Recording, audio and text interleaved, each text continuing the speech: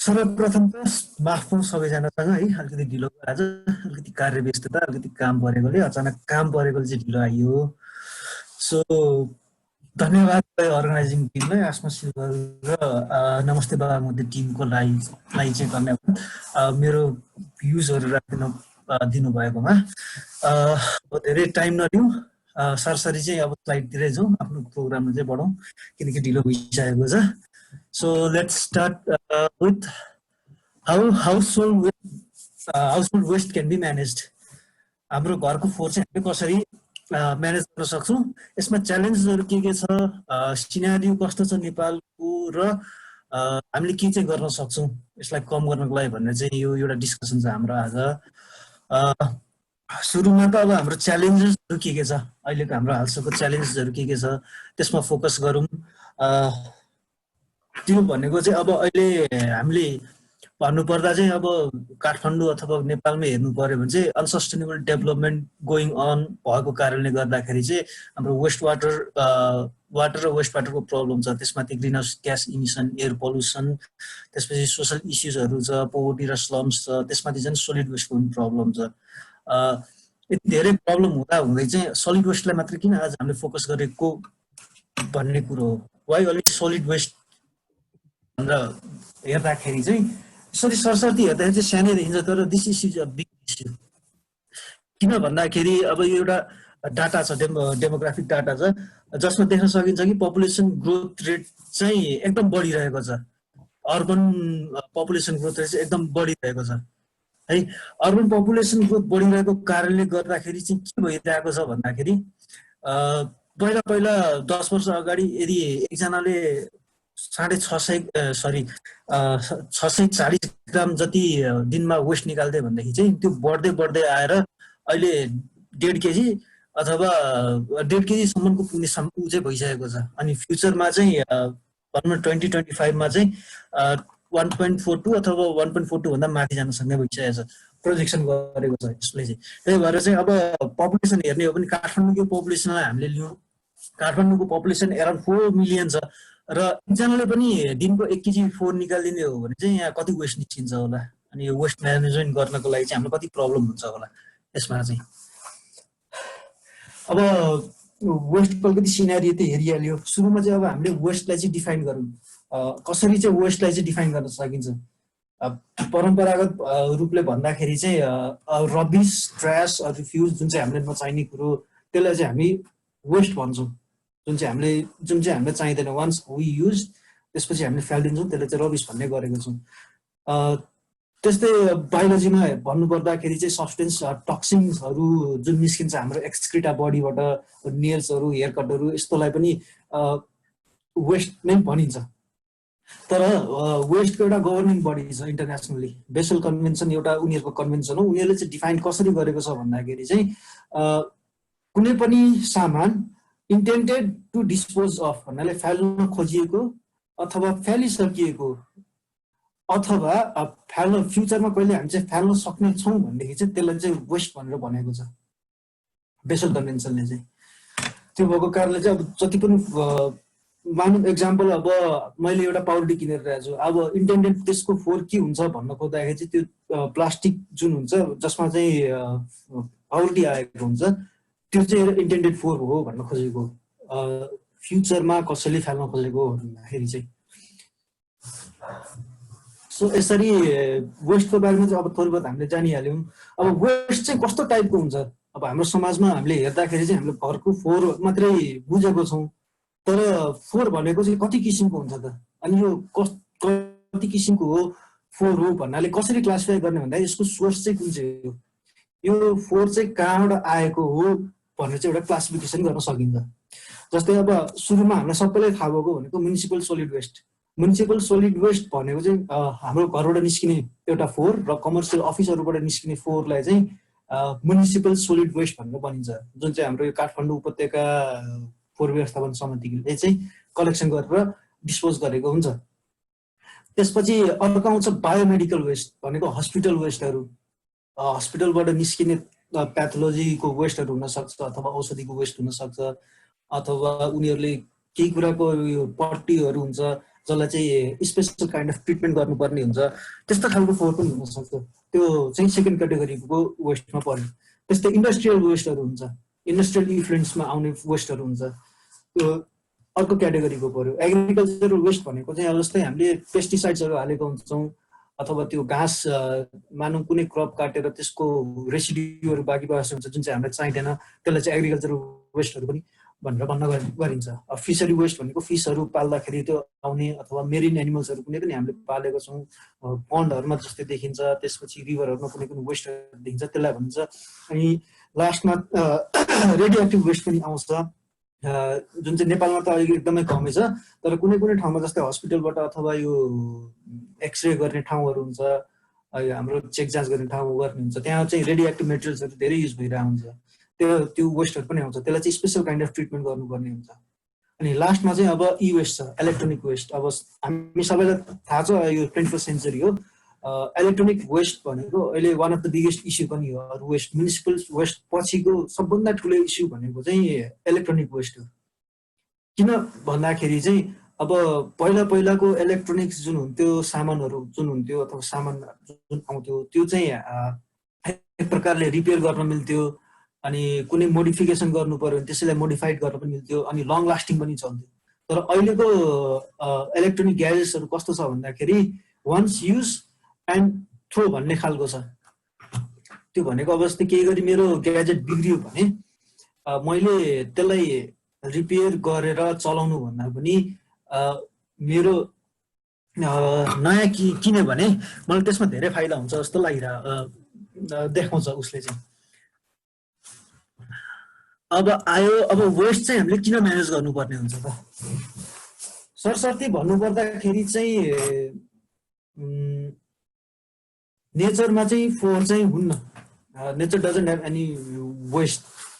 किनकि अब जस्तै ह्युमेन बस्ने ठाउँ र एनिमलहरू बस्ने ठाउँमा हेर्ने हो भने सफा देखिने भनेको चाहिँ एनिमलहरू बस्ने ठाउँ नै हुन्छ सरसर्ती हेर्ने हो भने, किनकि उनीहरूले वेस्ट हुँदैन, उनीहरूले सबै थोक युटिलाइज गरिरहेको हुन्छ।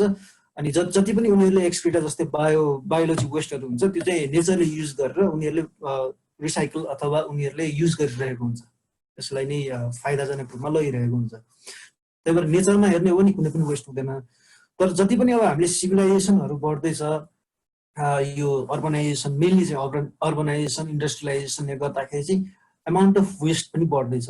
जस्तै यस छेउको पिक्चरमा पनि देख्न सकिन्छ, अब सिल छ होइन, त्यसलाई चाहिँ प्लास्टिक यो थ्रेड्सहरू अनि प्याकेट्सहरू एल्युमिनियम क्यानहरू यो जति पनि छ यो इन्डस्ट्रियलाइजेसन र अर्बनाइजेसन बढिसकेपछि जब चाहिँ ह्युमेन एडप्ट भएर एडभान्स जति हुँदै गयो त्यति चाहिँ यस्तो डिफ्रेन्ट काइन्ड्स अफ वेस्ट चाहिँ निस्किँदै गयो क्या।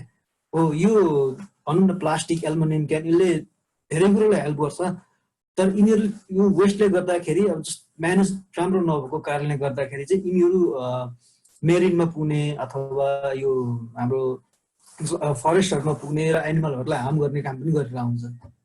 सो त्यही भएर solid waste is one of the biggest problem हो। यसले चाहिँ पल्युसन गरेर आउँछ। जस्तै हाम्रो सोलिड वेस्ट अब म्यानेज गर्न भने चाहिँ कस्तो हुन्छ भन्दाखेरि चाहिँ अब हामीले नर्मली नेपालमा अथवा काठमाडौँलाई लिने हो भने बेला बेलामा फोहोर व्यवस्थापन भइदिएन भने चाहिँ एउटा डिफ्रेन्ट काइन्ड अफ सिनेरियो देख्छौँ कि हामीले बाटोमा जाँदाखेरि चाहिँ। अब जस्तै कि मानौँ 3 दिन 4 दिनसम्म काठमाडौँमा फोहोर उठेन भनेदेखि चाहिँ रोडको छेउमा फोहोर फालिरहेको हुन्छ हो। अब त्यही फोहोर त्यहाँ कति दिनसम्म बसिरहेको हुन्छ जसले गर्दा त्यो कुहिन पनि सुरु गरिसक्छ। जब कुहिन सुरु हुन्छ त्यसले ग्रिन हाउस ग्यासहरू इमिसन गर्छ, जस्तै मिथेन जुन चाहिँ बायोडिग्रेडेबल वेस्टबाट चाहिँ निस्किने एउटा मिथेन चाहिँ मेन हो। त्यो एकदम अर्डर पनि हुन्छ, त्यो गनाउने पनि हुन्छ फोहोरहरू कुहिसकेपछि, किनकि लिचेटहरू निस्केको हुन्छ जुन चाहिँ एकदम हार्मफुल फर सोइल पनि हो, वाटरलाई पनि हो, यसले पल्युट गर्ने, अनि प्लस एयर पनि पल्युट भइरहेको हुन्छ यसको दुर्गन्धले गर्दाखेरि। अनि सबै कारणले गर्दाखेरि चाहिँ ह्युमनले चाहिँ एकदम एउटा एडभर्स इफेक्ट परिरहेको हुन्छ। ह्युमन हेल्थमा भनौँ, हेल्थमा पनि डिफ्रेन्ट काइन्ड्स अफ इस्युहरू आइरहेको हुन्छ, इन्भाइरोमेन्टमा त छँदैछ यसले असर गर्ने, प्लस अरू एनिमल्सहरू मेरिन एनिमल्सहरू सबैलाई पनि यसले असर गरिरहेको हुन्छ। अब वेस्ट किन म्यानेज गर्नुपर्छ भन्दाखेरि चाहिँ यदि प्रपरली वेस्ट म्यानेज गर्ने हो भनेदेखि चाहिँ जति पनि रिसोर्सेस हामीले एउटा कुनै उत्पादनमा लगाउन सकिरहेको हुन्छौँ, जति पनि रिसोर्सेस अथवा एनर्जी हामीले युज गरेर हुन्छौँ एउटा नयाँ फ्रेस प्रडक्ट निकाल्नको लागि चाहिँ त्योभन्दा हाफभन्दा पनि कममा चाहिँ हामीले वेस्टबाट निकालेको त्यसलाई अथवा त्यसलाई प्रोसेसिङ गरेर निकालेको वेस्टबाट प्रोसेसिङ गरेर निकालेको प्रडक्टमा निस्किन सक्छ। So will be conserving our resources as well as the energy, जुनले चाहिँ अनि इकोनोमिकली चाहिँ एकदम फिजिबल पनि बनाउँछ। जस्तै मानौँ एउटा प्लास्टिक अथवा एउटा एल्युमिनियम क्यानलाई नै लिउँ, एल्युमिनियम क्यान मात्रै बनाउनलाई त्यसको प्रडक्ट भित्रको नभएर एल्युमिनियम क्यान मात्रै बनाउनको लागि फर सोडास अथवा कोलासको लागि बनाउनलाई मानौँ 10 रुपियाँ पर्छ भनेदेखि चाहिँ फ्रेस एउटा नयाँ रिसोर्सेस निकालेर बनाउनलाई 10 रुपियाँ पर्छ भनेदेखि चाहिँ अब हामीले त्यही एल्युमिनियम क्यानलाई रिसाइकल गऱ्यौँ वेस्ट म्यानेजमेन्ट तरिकाले चाहिँ वेल बेस्ड म्यानेजमेन्ट तरिकाले गऱ्यौँ भने चाहिँ त्यही क्यानलाई चाहिँ हामीले त्यही 4 रुपियाँ 5 रुपियाँ 6 रुपियाँसम्ममा पनि हामीले बनाउन सक्छौँ कि। त्यही भएर सोलिड वेस्ट एउटा म्यानेज गर्नु चाहिँ एउटा ठुलो इकोनोमिकलाई पनि राम्रो हुन्छ। अहिले मैले भने जस्तै काठमाडौँमा फोहोर फ्याँक्दाखेरि पल्युसनहरू हुन्छ नि, त्यो पल्युसनहरू पनि कम हुन्छ। जस्तै वाटर पल्युसन, एयर पल्युसन यसले धेरै कम गराउँछ। सरी। अनि त्यसपछि चाहिँ अब एक्वाटिक र ल्यान्ड एनिमल्सहरू हुन्छ, उनीहरूलाई पनि एकदमै असर परिरहेको हुन्छ। जस्तै अब हामी आजकल के गर्छौँ भन्दाखेरि कुनै ठाउँ घुम्न गयौँ भनेदेखि चाहिँ प्लास्टिकको ऱ्यापर्सहरू फ्यालिदिने, प्लास्टिकको झोलाहरू फ्यालिदिने अथवा फोहोरै गरेर आइदिने भन्ने हाम्रो एउटा छ। किनकि हाम्रोमा वेस्ट म्यानेजमेन्ट अथवा प्रोपरली वेस्ट म्यानेज कति पनि गरिरहेको हुँदैन। कारण म सुन्दरीजल जाँदाखेरि नै मैले त्यहाँ 4-5 वटा बिनहरू देखिरहेको हुन्छ जहाँ चाहिँ फोहोर फाल्नुपर्ने हुन्छ भनेर लेखिरहेको पनि हुन्छ, फोहोर पनि फाल्नुपर्ने हुन्छ त्यहाँनिर। तर त्यही पनि त्यहाँ वरिपरि हेर्ने हो भने चाहिँ त्यो बिनको वरिपरि चाहिँ फोहोर नै हुन्छ क्या। यो पहिलादेखि अब त्यो त्यहाँ राम्ररी वेस्ट म्यानेजमेन्ट नगरेर हो कि त्यहाँ फिलअप भइसकेपछि त्यो वेस्ट नउठाएर हो कि हो। यो यसरी जाँदाखेरि चाहिँ यस्तो प्रपरली वेस्ट म्यानेज नगरेको कारणले गर्दाखेरि चाहिँ त्यहाँ अब मानव सुन्दरीजलमा हुने जनावरहरूलाई चाहिँ धेरै इफेक्ट गर्छ कि। अब जस्तो उनीहरू फुडको लागि सर्च गर्दै आइरहेको हुन्छन्, फुडको साटो उनीहरूले प्लास्टिक पाउँछन्, अनि यसरी यो पिक्चरमा देखे जस्तै एनिमलहरू जस्तै अलिक ट्र्याप भइरहेको हुन्छन्, त्यसरी नै ट्र्याप हुन पनि सक्छन्। And it will have an adverse effect. तिनीहरूले प्लास्टिक भएको कारणले गर्दा प्लास्टिकलाई पनि फुड मानेर पनि खान सक्छन्, which will have adverse effect on them. त्यही भएर चाहिँ वेस्ट म्यानेज गर्नुपर्ने हुन्छ। अब अहिले मैले भने अब जस्तै वेस्ट प्रपरली म्यानेज गरेको छैन, त्यतिकै फ्यालिदिएको छ भने चाहिँ त्यसबाट चाहिँ टक्सिक ग्यासेसहरू निस्किन्छ। टक्सिक ग्यासेस भन्नाले अब केमिकल कम्पोजिसनहरू हेर्नुपर्छ। जस्तै अब कुहिने फोहोरबाट सल्फाइड ग्यासहरू पनि निस्किन सक्ने सम्भावना हुन्छ। अरू एमोनियाहरू निस्किन्छ जसले जुन चाहिँ टक्सिक पनि हुन्छ for the health and for the environment also. त्यस्तै मिथेन ग्यास निस्किरहेको हुन्छ फोहोरबाट, जुन चाहिँ एकदम ब्याड फर द इन्भाइरोमेन्ट हो क्या। त्यसले चाहिँ ग्लोबल वार्मिङ, क्लाइमेट चेन्जलाई एकदम स्पिड अप गरिरहेको छ क्या। भन्नु नै पर्दाखेरि चाहिँ मिथेन ग्यास भनेको कार्बन डाइअक्साइड भन्दा 32 टाइम्स मोर एक्टिभ हुन्छ क्लाइमेट चेन्ज अथवा ग्लोबल वार्मिङ गर्नको लागि चाहिँ। त्यही भएर यस्तोलाई वेल म्यानेज तरिकाले लगायो भने चाहिँ त्यो चाहिँ हामीले कम गर्न पनि सक्छौँ। त्यस्तै हो हामीले सोलिड वेस्ट म्यानेज गर्ने हो भने चाहिँ जुन पनि ल्यान्डफिल साइट छ त्यसलाई चाहिँ हामीले लङ लास्टिङ तरिकाले प्रपर म्यानेज तरिकाले लगाउन सक्छ, जसले चाहिँ वेस्ट बिल्डअप जुन ल्यान्डफिल साइडमा हुन्छ त्यो पनि कम हुन सक्छ। मानौँ अब हाम्रो प्रिभियसली युज हुने भनेको ओखरपौवा यो धादिङको ल्यान्डफिल साइट हो। धादिङको ल्यान्डफिल साइट चाहिँ लगभग भइसकेको छ, त्यहाँ बेला बेलामा प्रब्लम पनि भइरहेको छ। अहिले गभर्मेन्टले नयाँ साइट पनि खोजिसकेको छ, यो काठमाडौँ महानगरपालिकाले नयाँ साइट खोजिसकेको छ डम्पिङको लागि। अब हामीले सोचौँ न, यो 10 वर्ष अगाडिदेखि हामीले वेस्ट म्यानेजमेन्ट प्र्याक्टिस युज गर्दै गयो भए त्यो ओखरपौवाको ल्यान्डफिल साइट अहिले प्रपरली त्यसरी भरिएको हुँदैन थियो होला, त्यस्तो प्रब्लम पनि आउँदैन थियो होला। अनि काठमाडौँ महानगरपालिकाले अर्को साइट पनि खोज्नु पर्दैन थियो होला है। किनकि त्यहाँ जति पनि ल्यान्डफिल साइटमा जति पनि वेस्ट जान्छ, जति पनि वेस्ट कलेक्टेड हुन्छ, त्यो सबै हामीले वेस्ट म्यानेज नगरेको कारणले गर्दा ल्यान्डफिल साइटमा डम्प हुन्छ क्या। अनि त्यही भएको कारणले गर्दाखेरि अब ल्यान्डफिल साइट 10 वर्षको लागि एउटा ठाउँमा बनाएको हुन्छ भनेदेखि त्योभन्दा अगाडि नै 8-9 वर्षमै भरिने त्यसपछि प्रब्लम आउने त्यस्तो खालको प्रब्लमहरू चाहिँ नेपालको डिफ्रेन्ट ठाउँमा चाहिँ भइरहेको छ। लास्टमा चाहिँ भन्नुपर्दाखेरि चाहिँ अब फोहोर किन म्यानेज गर्नुपर्छ भन्दाखेरि यतातिर फोहोर फालेको कसलाई चाहिँ मनपर्छ र यद्यपि त्यही कुनै कुनै ठाउँमा त्यस्तै सिचुएसन हुन्छ तर त्यो त मन त पर्दैन नि यो यस्तो फोहोर हो भने हामी भन्ने गर्छौँ नि। यदि हामीले फोहोर म्यानेज तरिकाले राख्ने हो भने बिनमा राख्ने अथवा कतै त्यो प्रोपरली म्यानेज गर्ने हो भने चाहिँ त्यो फोहोर पनि हुँदैन थियो, नेचर पनि ब्युटिफाई हुन्थ्यो, त्यसपछि चाहिँ कसैलाई पनि हार्म हुँदैन थियो। अब नेपालको कन्टेक्स्टमा हेर्ने हो भने चाहिँ एसियन डेभलपमेन्ट ब्याङ्कले चाहिँ एउटा सर्वे अथवा रिपोर्ट लेखेको थियो जसमा चाहिँ 58 म्युनिसिपालिटिजमा चाहिँ उसले सोलिड वेस्ट सम्बन्धी चाहिँ सर्वे गरेको थियो। सो सर्वेमा उसले 58 वटा म्युनिसिपालिटिजमा के हेरेको थियो भन्दाखेरि एभरेज हाउसहोल्ड वेस्ट अनि कमर्सियल वेस्ट र इन्डस्ट्रियल इन्स्टिट्युसन र इन्डस्ट्रियल वेस्टहरू कति कति हुन्छ भनेर हेरेको थियो। अब यसमा चाहिँ अब हामीले हेरौँ अब त्यसमा पुरानो नगरपालिका र नयाँ नगरपालिका दुवै छ। नयाँ नगरपालिकामा अब वेस्ट म्यानेजमेन्ट कहिले कति भइसकेको छ त्यो डाटाबाट पनि देखिन्छ। तर हामीले चाहिँ फोकस कस्तो गर्ने भन्दाखेरि चाहिँ पुरानो नगरपालिका जसले चाहिँ अब भनौँ न काठमाडौँ महानगरपालिका भयो, ललितपुर भयो, भक्तपुर भयो, त्यसपछि चितवन भयो, यस्तो यस्तो नगरपालिका जुन चाहिँ पुरानो नगरपालिका हुन् र उनीहरूले चाहिँ कतिको वेस्ट म्यानेजमेन्ट प्र्याक्टिस गरेर कतिसम्म चाहिँ सफल भएको छन्, कति चाहिँ इफिसियन्सी उनीहरूको बढेको छ भन्ने चाहिँ हामीले हेर्ने हो। प्लस त्यो म्युनिसिपालिटीबाट चाहिँ अब कति चाहिँ वेस्टहरू जेनेरेट अहिले हुँदो रहेछ र फ्युचरमा कति चाहिँ हुनसक्छ, यो जुन अहिले नयाँ म्युनिसिपालिटी छ उसबाट चाहिँ फ्युचरमा कति हुनसक्छ भन्ने चाहिँ एउटा डाटा चाहिँ हेर्न सकिने भएकोले चाहिँ हामीले चाहिँ अहिले चाहिँ पुरानो म्युनिसिपालिटीहरूलाई मात्रै फोकस गर्छौँ। जस्तै अब यहाँ बनेपा छ, भक्तपुर छ, भरतपुर छ, हामीले हेर्नु पर्दाखेरि चाहिँ है भद्रपुर छ।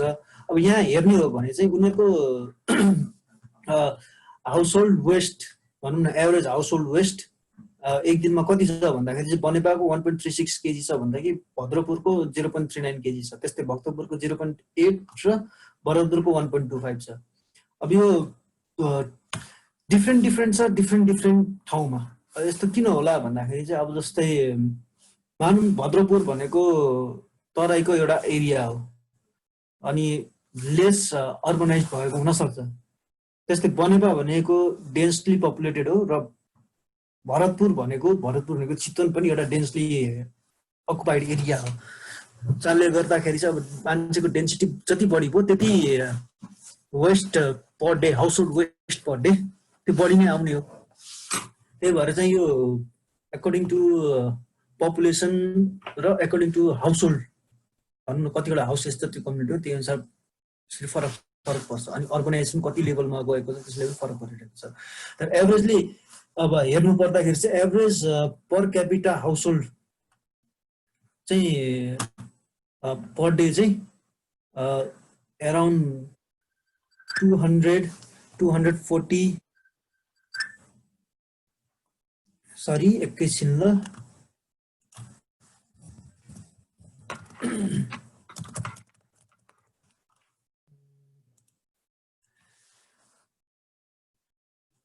अब मेरो स्क्रिन त देखिरहेछ नि है अहिले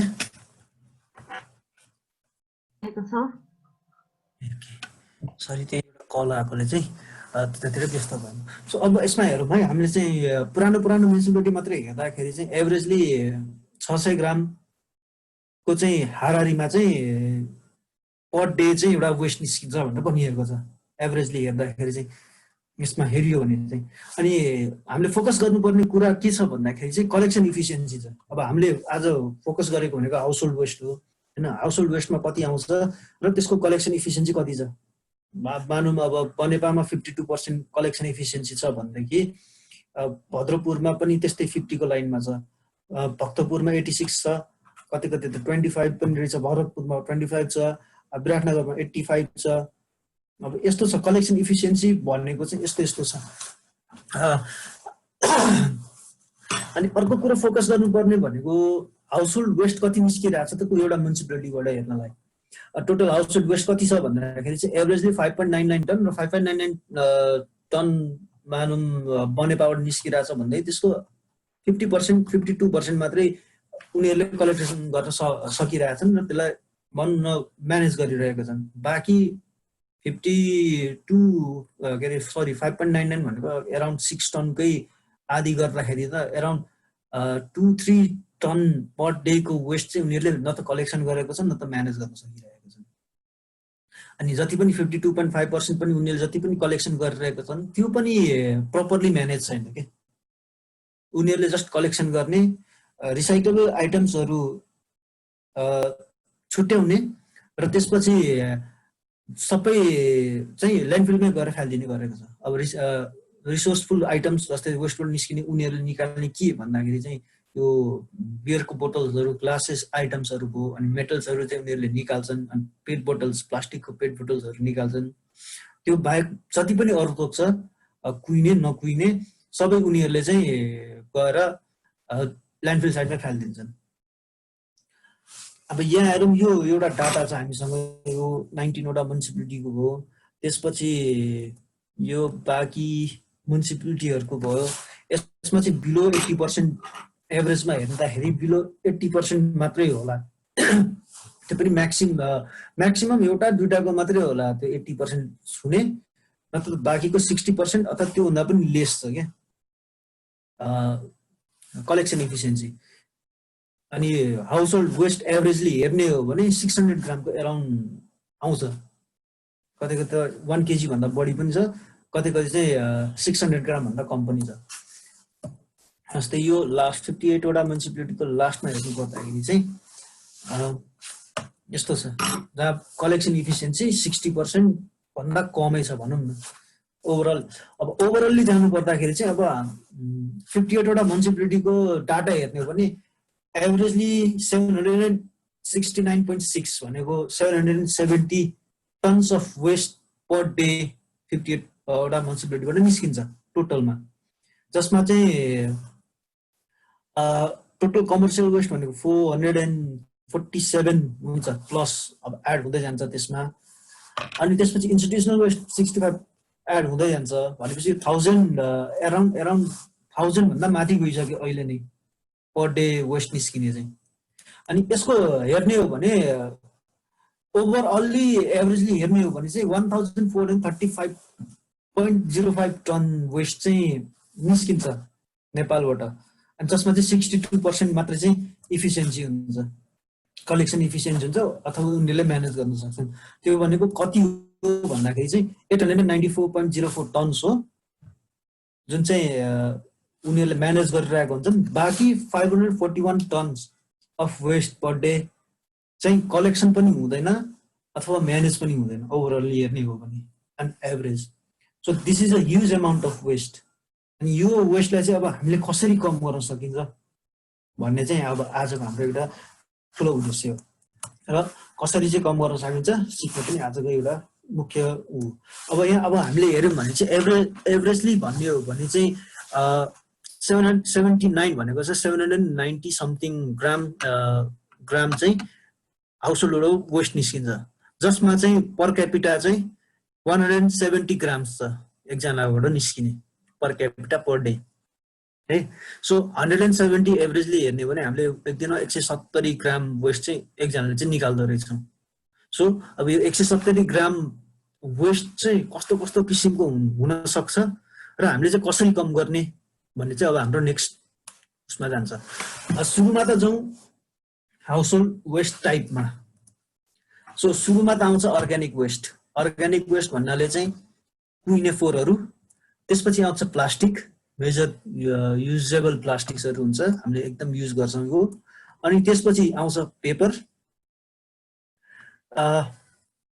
अनि त्यसपछि आउँछ ग्लास, मेटल, अनि त्यसपछि इलेक्ट्रोनिक वेस्ट। आजकल एकदम बढिरहेको छ इलेक्ट्रोनिक वेस्ट, त्यही भएर एकदम इम्पोर्टेन्ट पनि भएको छ अहिले। सो त्यसपछि यो भन्दा बाहेकको चाहिँ अब हामीले अदर्समा राखिदिन सक्छौँ, किनकि त्यो भनेको युजली एकदम कम एमाउन्टमा आउँछ र एकदम कमै हुन्छ। यिनीहरू चाहिँ हुन् जुन चाहिँ हामीले मेन फोकस गर्नुपर्ने म्यानेजमेन्टको लागि, वेस्ट म्यानेजमेन्टको लागि। सो अब यो एउटा कम्पोजिसन भयो हाउस होल्डमा, हाम्रो घरमा भेटिने चाहिँ यस्तो छ। अब अघि हामीले भनेको थियो म्युनिसिपल सलिड वेस्टमा कति चाहिँ निस्किरहेको छ, 541 टन्स अफ वेस्ट चाहिँ म्यानेज भइरहेको छैन, 1435 टन्स अफ वेस्ट चाहिँ निस्किरहेको छ भनेर। अब यसको कम्पोजिसन चाहिँ कस्तो छ, अब हामीले हाउस होल्डमा मात्रै हेर्ने हो भने अहिलेको वेस्टको कम्पोजिसन चाहिँ अब एसियन डेभलपमेन्ट ब्याङ्ककै डाटाबाट हेर्ने हो भने चाहिँ हाम्रो अर्ग्यानिक वेस्ट जुन हाम्रो घरबाट निस्किन्छ त्यो चाहिँ 66.37% छ। मानौँ हाम्रो घरमा 1 केजी फोहोर निस्किन्छ एक दिनको भनेदेखि चाहिँ त्यसमा 66.37% चाहिँ कुहिने फोहोर नै हुन्छ। त्यो भनेको आधी किलो 600 ग्राम भन्दा बढी चाहिँ फोहोर कुहिने नै हुन्छ। त्यस्तै प्लास्टिक भनेको चाहिँ 11.97% हो। त्यो भनेको चाहिँ अब 1 किलो फोहोरमा चाहिँ 120 ग्राम जति चाहिँ प्लास्टिक हुन्छ भनेदेखि चाहिँ पेपर्स एन्ड त्यसको प्रडक्ट्स चाहिँ 8.95 भनेको 90 ग्राम्स जति चाहिँ हुन्छ।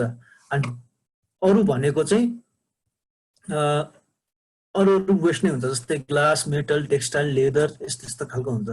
अब हामीले मेन फोकस गर्ने भनेको हाउस होल्ड वेस्टमा चाहिँ यो 3टा कुरालाई मात्रै हो। How can we reduce, mainly त अर्ग्यानिक वेस्ट, त्यसपछि प्लास्टिक अनि त्यसपछि पेपर्स। यो 3टालाई हामीले फोकस गर्न सक्यौँ भने चाहिँ हामीले आफ्नो घरबाट चाहिँ वेस्टलाई रिड्युस गर्न सक्छौँ। रिड्युस गरिसकेपछि जति पनि एमाउन्ट जुन कलेक्सनमा गइरहेको हुन्छ त्यो रिड्युस हुन्छ र हामीले गर्न सक्छौँ।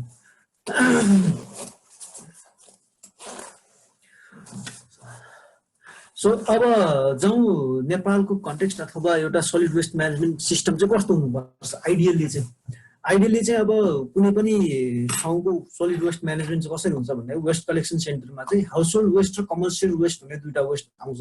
Municipal solid waste mainly collect हुने भएकोले सो हाउस होल्ड वेस्ट र कमर्सियल वेस्ट आइसकेपछि चाहिँ तिनीहरूलाई छुट्टा छुट्टै राखेर तिनीहरूको वेस्ट सेग्रिगेसन गर्ने, जस्तै कि रिसाइक्लेबल इनर्ट वेस्टहरू अनि त्यसपछि अर्ग्यानिकको वेस्टहरू, हजार्डियस वेस्टहरू। यो कस्तो खालको सिस्टम हो भन्दाखेरि चाहिँ पुरानो खालको सिस्टम भनौँ न, 20th सेन्चुरीमा अप्लाई भइरहेको खालको सिस्टम हो, जहाँ चाहिँ सुरुमा चाहिँ सोर्सबाट चाहिँ रिडक्सन नभएर पछि चाहिँ गएर सोर्सलाई चाहिँ हामीले सेग्रिगेट गरिरहेको छौँ। सोर्सलाई चाहिँ सेग्रिगेट गरिरहेको है। यो कलेक्सन उसले गरिसकेपछि चाहिँ सेग्रिगेट गरेको पार्ट हो।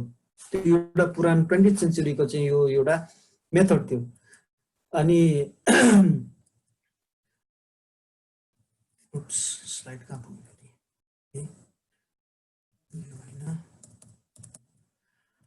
नेपालको चाहिँ अब सलिड वेस्ट म्यानेजमेन्ट चाहिँ कस्तो भइरहेको छ भन्दाखेरि चाहिँ हामीले यो एउटा प्र्याक्टिकल एक्सन नेपालले चाहिँ एउटा सर्वे गरेको थियो डिफ्रेन्ट म्युनिसिपालिटिजमा चाहिँ गरेको थियो, जसमा चाहिँ के देख्न सकिन्छ भन्दाखेरि चाहिँ नेपालमा वेस्ट कलेक्सन हुँदाखेरि चाहिँ डोर टु डोर कलेक्सन हुन्छ, कन्टेनरमा कलेक्सन हुन्छ, अनि त्यसपछि अथवा कुनै एउटा कलेक्सन स्टेसनहरू बनाइएको हुन्छ। त्यसमा कलेक्सन भइसकेपछि चाहिँ उनीहरूले चाहिँ ट्र्याक्टर अथवा ट्रक के आउँछ त्यसमा चाहिँ हाल्ने गरेको छ। अनि त्यसपछि सिधै उनीहरूले ल्यान्डफिलमा गएर फालिदिने गरेको छ, अथवा कुनै एउटा सेग्रिगेसन सेन्टरमा लग्छन्। त्यसपछि उनीहरूले छुट्याउँछन् अर्ग्यानिक, इनअर्ग्यानिक, अदर्स भनेर। अनि सिधै गएर ल्यान्डफिलमा अदर्सलाई चाहिँ ल्यान्डफिलमा हालिदिने हो। अर्ग्यानिकलाई चाहिँ उनीहरूले कम्पोस्ट बनाउनुतिर लाग्छन्। अनि इनअर्ग्यानिक भनेको जस्तै पेपर, पेट बोटल्सहरूलाई चाहिँ उनीहरूले बेचिदिन्छन् कबाडीहरूलाई।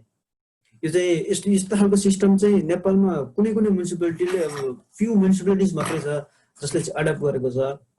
बाँकीको चाहिँ कस्तो छ भन्दाखेरि चाहिँ जस्तै यो 2टा पिक्चरमा चाहिँ देख्न सकिन्छ, राइट ह्यान्ड साइडको 2टा पिक्चरमा चाहिँ देख्न सकिन्छ। यो एउटा तरिका चाहिँ छ एडप्ट गरेको। जस्तै डोर टु डोर कलेक्सन हुन्छ सुरुमा, त्यसपछि अथवा त्यो नभए अब कलेक्सन सेन्टर अथवा कलेक्सन पोइन्टहरू कलेक्सन हुन्छ। Transport by tipper, trucks, tractors and trailers, various काइन्डले चाहिँ ट्रान्सपोर्टेसन हुन्छ। अनि त्यसपछि उनीहरूले सिधै गएर रिभरमा डम्प गरिदिन्छ। यो भनेको न्यू म्युनिसिपालिटिजको तरिका भनेको अहिले यस्तो खालको छ कुनै ठाउँमा। अनि कुनै अलिकति पुरानो खालको वेस्ट म्यानेजमेन्ट सिस्टम गर्ने कुनै एउटा म्युनिसिपालिटी छ भने चाहिँ त्यसमा चाहिँ कस्तो हुन्छ भन्दाखेरि ट्रान्सपोर्ट सम्म चाहिँ त्यही रिक्साहरूले ट्रिपरहरूले लग्ने हुन्छ। तर त्यसपछि रिक्साहरूमा लगेको छ भने चाहिँ त्यो तिनीहरूले ठुलो ट्रिपरहरूमा ट्रान्सफर गर्दाखेरि चाहिँ उनीहरूले वेस्ट सेग्रिगेट गरिदिन्छ। त्यहाँ कसरी सेग्रिगेट गर्छ भन्दाखेरि चाहिँ रिसाइकल आइटम्स, मैले अहिले भने कवाडीलाई के बेच्न सकिन्छ त्यो आइटम्स चाहिँ त्यो वेस्टबाट निकालिदिन्छन्। त्यो वेस्टबाट निकालिदिइसकेपछि चाहिँ उनीहरूले चाहिँ जति पनि बाँकी वेस्ट हुन्छ ट्रिपरमा लोड गरिदिन्छन् अथवा ठुलो गाडीमा लोड गरिदिन्छन्, जसले चाहिँ कुनै एउटा डेजिग्नेटेड भनौँ न ल्यान्डफिल साइट छन् त्यहाँ गएर फालिदिन्छ अथवा खोलाको छेउमा गएर फालिदिने हुन्छ, अथवा डम्पिङ साइट ओपन ल्यान्डहरू हुन्छ त्यहाँनिर गएर फालिदिने गरेको हुन्छ। So this is not one of the भनौँ न ideal way of waste management क्या। अब वेस्ट म्यानेजमेन्ट हायरार्कीमा हेर्ने हो भने चाहिँ कसरी चाहिँ वेस्टमा गर्न सकिन्छ, किनकि हामीले नेपालको तरिका त हेरिहाल्यौँ। इन्टरनेसनली युज हुने तरिका र नेपालमा भइरहेको तरिका चाहिँ कस्तो छ, अनि 20th सेन्चुरीको चाहिँ र अहिले 21st सेन्चुरीको चाहिँ कस्तो खालको चेन्ज आएको छ वेस्ट म्यानेजमेन्ट हायरार्कीमा हेर्नु पर्दाखेरि चाहिँ यो दुईटा छ। जसमा चाहिँ सुरुमा चाहिँ 20th सेन्चुरी हायरार्की छ र सेकेन्डमा चाहिँ 21st सेन्चुरी हायरार्की छ। अब सुरुमा चाहिँ 20th सेन्चुरीको कुरा गरौँ हामी। 20th सेन्चुरीमा हेर्दाखेरि चाहिँ सोर्स रिडक्सन सबभन्दा सुरुमा आउँछ, जसलाई चाहिँ कम प्रायोरिटी दिएको छ। त्यसपछि चाहिँ रिसाइक्लिङ एन्ड कम्पोस्टिङलाई अलिकति बढी प्रायोरिटी दिएको थियो। त्यसपछि कन्भर्सन टेक्नोलोजीलाई अलिकति प्रायोरिटी दिएको थियो र लास्टमा सबभन्दा ठुलो प्रायोरिटी कसलाई दिएको थियो भन्दाखेरि चाहिँ ल्यान्डफिलिङलाई। त्यो भनेको कस्तो हो भन्दाखेरि चाहिँ जति पनि वेस्ट कलेक्सन हुन्छ हामी 20th सेन्चुरीमा सबैले के सोध्थे भन्दा त्यसलाई चाहिँ ल्यान्डफिलमा गएर फालिदियो भने चाहिँ वेस्ट इज म्यानेज भनेर सोध्थे।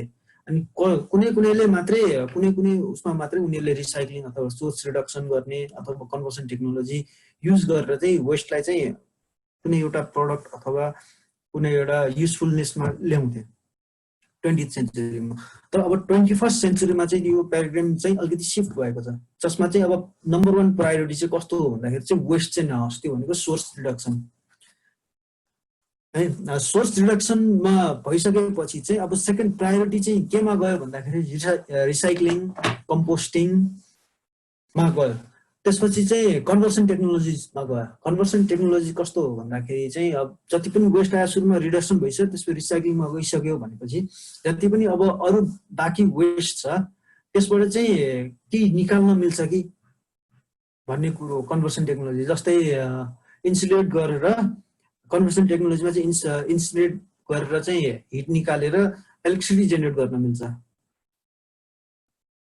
अनि जस्तै अब हाम्रो टेकुमा पनि एउटा प्लान्ट बनाइएको थियो जहाँ चाहिँ कम्पोस्टिङ गरेर चाहिँ ग्यास निकाल्ने, ग्यासलाई चाहिँ अनि त्यसपछि कुकिङको लागि पनि युज गर्ने अथवा यहाँ नेपालको टेकुमा चाहिँ इलेक्ट्रिसिटीलाई युज गर्ने भनेर भनेको थियो। त्यो पनि one of the conversion technology हो युज गर्ने। अनि त्यसमा मात्रै अब जे पनि हामीले केही पनि माथिको 3टा स्टेपमा केही पनि गर्न सकेनौँ भने चाहिँ बल्ल ल्यान्डफिलमा जाने भन्ने चाहिँ 21st सेन्चुरीको एउटा हायरार्की अफ म्यानेजमेन्ट छ। तर नेपालको कस्तो छ भन्दाखेरि चाहिँ 20th सेन्चुरीको जुन हायरार्की छ त्यसलाई नै प्रिफर गरिएको छ। अझै पनि मान्छेले बुझिसकेका छैनन् कि यो किन गर्नुपर्छ, के को लागि गर्नुपर्छ भनेर। अनि त्यसमा पनि मेनली अब हामीले स्क्रिनमा देखिरहेका छौँ 6-7 चाहिँ स्टेप्सहरू छ वेस्ट म्यानेजमेन्टको लागि। त्यसमा पनि नेपालमा चाहिँ मोस्टली युज हुने भनेको चाहिँ यो रिसोर्स रिकभरी, इन्सिनरेसन र ल्यान्डफिलिङ मात्रै हो। यो सोर्स रिडक्सन, रियुज र रिसाइक्लिङ चाहिँ एकदम कमै युज हुन्छ। हुनुपर्ने चाहिँ मोस्ट प्रिफर्डली चाहिँ अब सोर्स रिडक्सन, रियुज र रिसाइक्लिङ हो, त्यो चाहिँ एकदम कम हुन्छ नेपालमा। जुन चाहिँ लिस्ट प्रिफर्ड छ त्यसलाई चाहिँ हामीले एकदम गरेर गइरहेछौँ, प्रिफर्डली लिएर चाहिँ गइरहेछौँ। अब त्यही हामीले जुन चाहिँ 3टा प्रिफर्ड छ हामीले त्यो सुरुमा चाहिँ त्यो हेरौँ त्यो चाहिँ कसरी भइरहेको छ र पछि चाहिँ हामीले सोर्स रिडक्सन, रियुज र रिसाइक्लिङको बारेमा चाहिँ कसरी गर्न सकिन्छ, के भइरहेछ भन्ने चाहिँ पछि हेरौँला। सो रिसोर्स रिकभरी भनेर भनिएको छ। रिसोर्स रिकभरीमा चाहिँ मेन के हो भन्दाखेरि चाहिँ यसमा चाहिँ वेस्टको एमाउन्ट घटाउने हो सकेसम्म चाहिँ।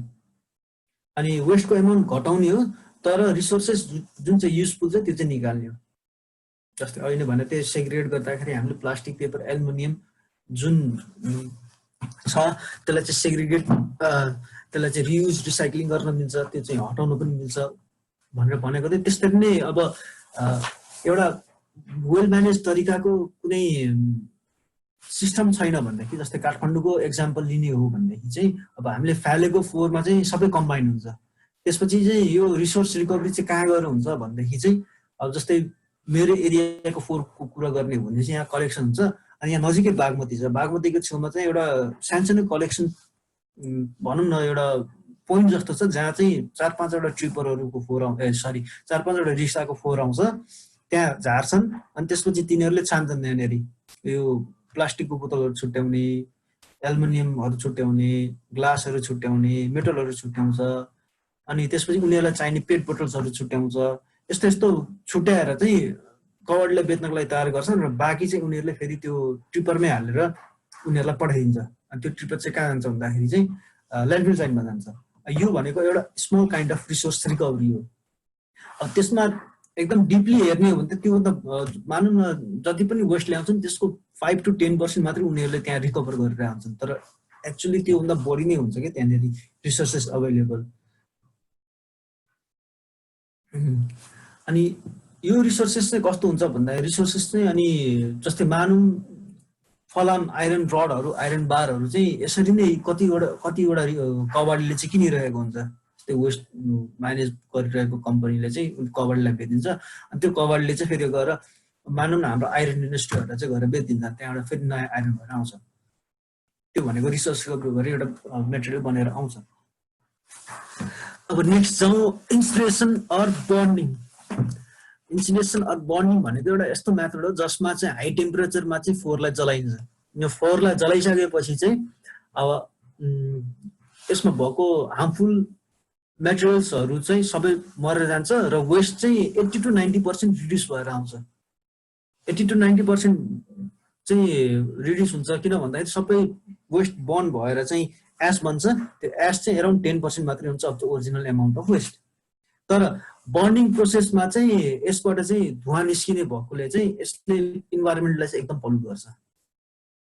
यो चाहिँ for small kind of system भनौँ न जस्तै हस्पिटल वेस्टहरूलाई म्यानेज गर्नुपर्ने छ भने चाहिँ यो चाहिँ युज हुन्छ, किनकि त्यो प्याथोजेन्स त्यहाँ निस्केको जुन प्याथोजेन्सहरू हुन्छ अथवा उनीहरूको वेस्टहरू हुन्छ द्याट आर हाइली कन्टेजियस, हामीलाई रोग सर्न सक्ने सम्भावना भएकोले चाहिँ उनीहरूले चाहिँ इन्सिनरेसन गरेर चाहिँ यिनीहरूलाई युज गर्न सक्नुहुन्छ। That will be the fruitful one. So नेपालमा एकदम फ्यु प्लेसेसहरू छन् जहाँ चाहिँ इन्सिनरेट पनि गरिन्छ। यो नेपालको कन्टेक्स्टमा हेर्ने हो भने चाहिँ इन्सिनरेसन चाहिँ खासै युज हुँदैन, तर ओपन बर्निङ भन्ने मेथड चाहिँ प्रायः जसो धेरै जसो ठाउँमा हामीले देख्न सक्छौँ। सो इन्सिनरेसन अहिले मैले भने जस्तै अब ह्युज अमाउन्ट अफ वेस्ट छ भनेदेखि चाहिँ त्यसलाई बर्न गरेर चाहिँ एक त वेस्ट डिमिनिस गर्न सकियो र वेस्ट बर्न गर्दाखेरि जति पनि हिट निस्किन्छ त्यसलाई चाहिँ युटिलाइज गरेर फर्दर इलेक्ट्रिसिटी अथवा एनर्जीमा चाहिँ कन्भर्ट गर्न सकिन्छ, त्यसको लागि चाहिँ युज हुन्छ। नेपालको कन्टेक्स्टमा चाहिँ इन्सिनरेसन खासै युज भएको देखिँदैन। अब ल्यान्डफिलिङ, यो पिक्चर भनेको चाहिँ ओखरपौवाको, यो ओखरपौवा ल्यान्डफिल साइटको वेस्ट म्यानेज गर्नु पर्दाखेरि उनीहरूले चाहिँ एक्ज्याक्टली यसरी नै ट्रिपरमा आउँछ अनि उनीहरूले त्यसपछि चाहिँ त्यहाँ झारिदिन्छन् र हिँडिदिन्छन्। त्यसपछि यहाँ जति पनि देखिएको छ यो टोपी लगाएर बसेको मान्छेहरू तिनीहरू सबै भनेको वेस्ट पिकरहरू हुन्। यिनीहरूले चाहिँ अब यहाँबाट फर्दर अब एक्चुअली सोर्स रिकभरी भइसकेको छ, अब यहाँ फर्दर उनीहरूले हेर्छन् कुन चाहिँ रिसाइकल आइटमहरू देख्छन् उनीहरूलाई युजफुल हुने, यिनीहरूले फेरि यहाँबाट चाहिँ यसरी भर्छन् अनि लग्छन्। अनि यो रिसोर्स रिकभरी अथवा ल्यान्डफिलिङ मेथड भनेको चाहिँ एकदम हाइली भनौँ न डेन्जरस तरिका हो। किन भन्दाखेरि यो जुन पनि जति पनि वेस्ट आइरहेको छ यो वेस्ट सबै भनेको चाहिँ मिक्स्ड वेस्ट छ। यसमा हस्पिटल वेस्टदेखि लिएर इन्डस्ट्री वेस्टदेखि लिएर कमर्सियल म्युनिसिपल सबै वेस्ट छ। त्यही भएको कारणले गर्दाखेरि चाहिँ यो एकदम हाइली कन्टेजियस हुनसक्छ, यिनीहरूलाई रोग लाग्न सक्ने सम्भावना एकदम बढी हुनसक्छ, यिनीहरूको हेल्थलाई इफेक्ट गर्न सक्ने खालको हुनसक्छ। Still people are working on that one. So let's learn about the landfilling. अब है ल्यान्डफिल भनेको चाहिँ एउटा कमन पहिले मैले भने नि 20th सेन्चुरी त्योभन्दा अगाडिदेखि एउटा प्र्याक्टिस गर्दै आइरहेको एउटा वेस्ट म्यानेजमेन्ट सिस्टम हो जसमा चाहिँ सबै फोहोर ल्याएर एक ठाउँमा फाल्ने नै हो। अनि यसको खासमा पर्पज चाहिँ के थियो भन्दाखेरि चाहिँ हिस्टोरिकली हेर्दाखेरि चाहिँ अब यसरी वेस्ट ल्याउने हो तर यसपछि माथि चाहिँ माटोले पुरिदिने अनि त्यसपछि त्यसको केमिकल कम्पोजिसनले गर्दाखेरि त्यो सबै थोक त्यही भित्र पुगिन्छ र त्यसले असर गर्दैन भन्ने कुरो थियो। तर यस्तो खालको ल्यान्डफिलिङको अप्सन भनेको चाहिँ कि त मिनिमम वेस्टको लागि हुनु पर्यो, एकदम थोरै एमाउन्ट अफ वेस्ट निस्किन्छ भने त्यसको लागि चाहिँ एकदम उपयोग हुन्छ। नत्र भने चाहिँ यस्तो वेस्टमा यस्तो ल्यान्डफिलिङ गर्ने हो भने चाहिँ एकदम इन्जिनियर तरिकाले गर्नुपर्ने हुन्छ, जसले गर्दाखेरि चाहिँ यसबाट जति पनि आउँछ केमिकल लिचेटहरू निस्किन्छ, फोहोर कुहिँदाखेरि लिचेट निस्किन्छ, त्यो गनाउँछ, त्यो चाहिँ ल्यान्डको लागि पनि एकदम नराम्रो हो, ल्यान्ड पोल्युट गर्ने हुन्छ, वाटर पोल्युट गर्छ त्यसले, वाटर पोल्युट भयो भने चाहिँ मेरिन एक्वेटिक एनिमलहरूलाई एफेक्ट गर्छ त्यसले हैन। अनि त्यसपछि यसको पल्युसनले गर्दाखेरि यहाँ ल्यान्डफिल साइटको छेउमा कोही पनि जान सकिँदैन, एकदम गनाइरहेको हुन्छ। यसको एडभर्स इफेक्ट चाहिँ धेरै धेरै हुन्छ यसरी यो अनप्रपर या अनइन्जिनियर तरिकाले गर्ने हो। तर यदि ल्यान्ड फिलिङै गर्नु छ भने चाहिँ प्रपरली इन्जिनियर तरिकाले एकदम व्यवस्थित रूपमा चाहिँ गर्नुपर्ने हुन्छ।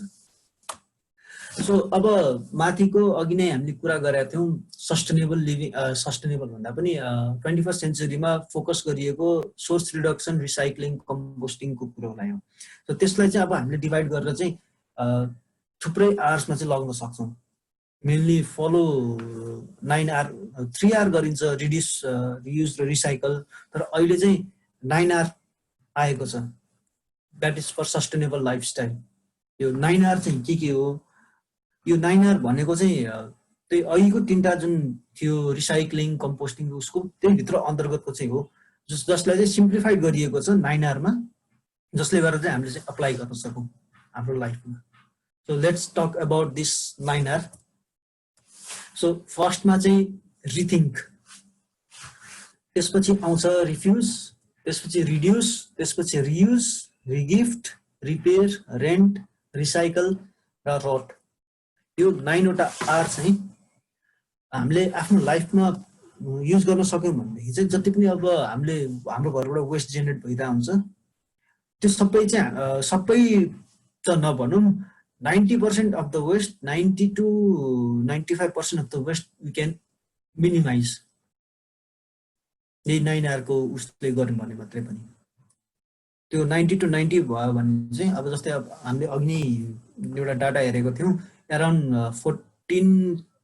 1435 टन्स अफ वेस्ट जुन निस्किन्छ। यदि हामीले अब नेपालीहरू सबै अथवा वर्ल्डमा हुने जति सबैले चाहिँ अब यही अप्लाई गर्ने हो भने त हाम्रो वेस्ट त थोरै नै निस्किने भयो नि त। नेपालकै कन्टेक्स्टमा कुरा गर्दाखेरि 1435 टन वेस्टमा चाहिँ अब जम्मा 35 टन नेपालभरि एउटा निस्किने भयो कि। त्यही भएर चाहिँ 9Rलाई चाहिँ अब हामीले फोकस गऱ्यौँ भने चाहिँ रिड्युस गर्न, त्यसरी वेस्ट चाहिँ रिड्युस गर्न सकिन्छ र एउटा प्रपर वेस्ट म्यानेजमेन्ट चाहिँ सिस्टम चाहिँ बनाउन सकिन्छ। अब वान बाई वान यो सबै टेक्निकलाई चाहिँ हेरौँ है त हामी। सुरुमा आउँछ रिथिङ्क अर डिएसएस। यो चाहिँ सस्टेनेबल लाइफस्टाइललाई नै चुज गर्ने हो भने चाहिँ सुरुमा चाहिँ हामीले रिथिङ्क गर्नुपर्छ, रिएसेस गर्नुपर्छ, अडिट गर्नुपर्छ हामीले आफैलाई। त्यो भनेको कस्तो भन्दाखेरि चाहिँ अब मैले मेरो फोहोर के निस्किरहेको छ है, मेरो फोहोर के निस्किरहेको छ, त्यो फोहोर कहाँबाट आइरहेको छ र त्यसलाई कसरी म्यानेज गर्न सकिन्छ भन्ने कुरो चाहिँ आफूले पहिला रिथिङ्क गर्नु पर्यो, आफूले हेर्नु पर्यो, एसेस गर्नु पर्यो मेरो घरमा के कस्तो आइरहेको छ भनेर चाहिँ। त्यो फर्मुलेट गरिसकेपछि एउटा प्लान बनाउने। कस्तो प्लान भन्दाखेरि अब स्टेप बाई स्टेप प्लान बनाउने, जसमा चाहिँ मैले अब के गर्ने जसले गर्दा चाहिँ यो वेस्ट हुन्छ, यो वेस्ट कम हुन्छ, मैले के गर्ने गर्दाखेरि चाहिँ मेरो घरबाट वेस्ट कम जान्छ, मैले के कुरो ल्याउने के कुरो नल्याउने भन्ने कुरो चाहिँ यसबाट हुन्छ।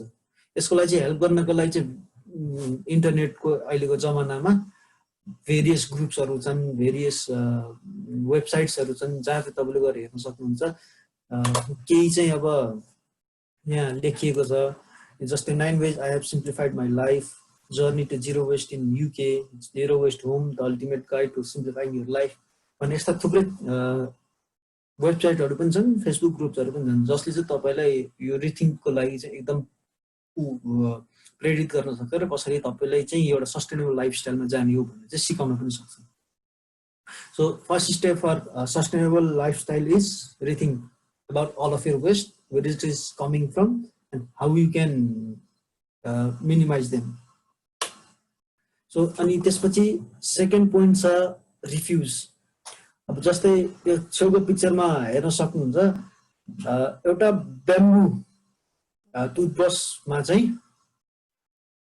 एउटा ब्याम्बू टुथब्रस बराबर चाहिँ 4 प्लास्टिकको ब्रस हुन सक्छ। यो चाहिँ एलेक्जेन्ड्रा ग्रिन फाउन्डेसनले एउटा रिसर्च गरेको थियो। उनीहरूले सर्वे रिसर्चहरू गर्दाखेरि चाहिँ यो पत्ता लागेको कुरो। सो यो छेउमा हेर्न सक्छौँ हामीले चाहिँ अब जस्तै एउटा ब्याम्बू टुथब्रसले 4 टुथब्रस बराबरको काम गर्न सकिहाल्यो। एउटा ग्लास फ्लस कन्टेनरले कतिवटा चाहिँ प्लास्टिक फ्लस कन्टेनरको काम गर्न सक्छ। यहाँ देखाएकै छ 7वटा प्लास्टिकको कन्टेनरको काम गर्न सक्छ। हामीले एउटा मेटलको वाटर बोतल युज गर्दियौँ भनेदेखि चाहिँ त्यसले 167वटा प्लास्टिक बोतल जेनेरेट हुनुबाट बचाउँछ। अनि एउटा रियुजेबल ब्याग कपडाको ब्याग भनेको चाहिँ 170 प्लास्टिक ब्याग भन्दा पनि बढी युज गर्न सकिन्छ, त्यति वेस्ट कम हुन्छ। एउटा रियुजेबल कप हामीले युज गर्यौँ भनेदेखि चाहिँ 500वटा कफी कपहरू चाहिँ हामीले बचाउन सक्छौँ, त्यो जेनेरेट हुनबाट र त्यो वेस्टमा जानबाट बचाउन सक्छौँ। यो भन्दा पनि बढी हुन सक्छ। हामीले कसरी युज गर्छौँ त्यसमा पनि भर पर्छ। एउटा मेटल स्ट्र भनेको चाहिँ 540 प्लास्टिक स्ट्र बराबर हुन्छ। सो अब टिस्यु पेपरको कुरो पनि त्यस्तै छ। एउटा टवेल हामीले बोकेर हिँड्यौँ भने चाहिँ त्यसले चाहिँ कति पेपर टवेल्सहरू चाहिँ बचाउँछ त्यहाँ छँदैछ। सो हामीले चाहिँ यदि रिफ्युज गर्न सक्यौँ भने जस्तै कुनै पनि ठाउँमा जाँदाखेरि मानौँ न कुनै एउटा रेस्टुरेन्टमा जाँदाखेरि चाहिँ हामीले अब प्लास्टिक स्ट्रको ठाउँमा चाहिँ मेटल स्ट्र आफूले बोकेर गयौँ भनेदेखि चाहिँ अब हामीले त्यहाँबाट जेनेरेट हुने वेस्ट चाहिँ बचाउन सक्छौँ। अथवा हामीले घरमै पनि प्लास्टिक स्ट्र ल्याएर राखिरहेको हुन्छौँ, त्यसको ठाउँमा मेटल स्ट्र ल्याएर राख्यौँ भने चाहिँ हाम्रो घरबाट बाहिर जाने प्लास्टिक स्ट्र त कम हुन्छ नि त। त्यस्तै अब प्लास्टिक झोला one of the biggest problem, single use प्लास्टिकको ब्यागहरू जुन चाहिँ एकदम एक्सटेन्सिभली हामीले जेमा पनि युज गरिरहेको हुन्छौँ। त्यसको सट्टामा हामीले एउटा कपडाको झोला नै बोक्यौँ भने पनि कति न धेरै भारी होला र त्यो 100-200 ग्राम्स होला म्याक्सिमम त्यो ब्याग। तर प्लास्टिक भनेको अब 170 प्लास्टिक भनेको चाहिँ त्यो धेरै नै हुन्छ। त्यो एमाउन्ट ग्राममा त थोरै होला तर त्यसको भोल्युममा चाहिँ त्यो एकदम धेरै हुन्छ अनि त्यसको चाहिँ एडभर्स इफेक्ट धेरै हुन्छ। सो सेकेन्ड स्टेप भनेको चाहिँ रिफ्युज हो। यस्तो कुनै पनि सामान जसले चाहिँ हामीलाई चाहिएको छैन, जस्तै म सपिङ गर्न जाँदाखेरि म कहिले पनि प्लास्टिकको ब्याग चाहिँ माग्दिनँ। कसैले मलाई दिइहाल्यो भने म फिर्ता गरिदिन्छु किनकि मलाई चाहिएको छैन, त्यो मैले वेस्ट गर्नुपर्ने छैन। म प्लास्टिक बोतलको पानी धेरै जसो युज गर्दिनँ। कुनै इनकेस अफ इमर्जेन्सी अब कतैतिर पानी नै छैन, वाटर बोतल नै बिग्रेको छ भने चाहिँ अब कन्डिसनै त्यस्तो छ भने चाहिँ युज गर्छु। नत्र म युजली मेटल वाटर बोतल युजेबल जुन चाहिँ युज गर्न मिल्छ त्यो चाहिँ युज गरिरहेको हुन्छु।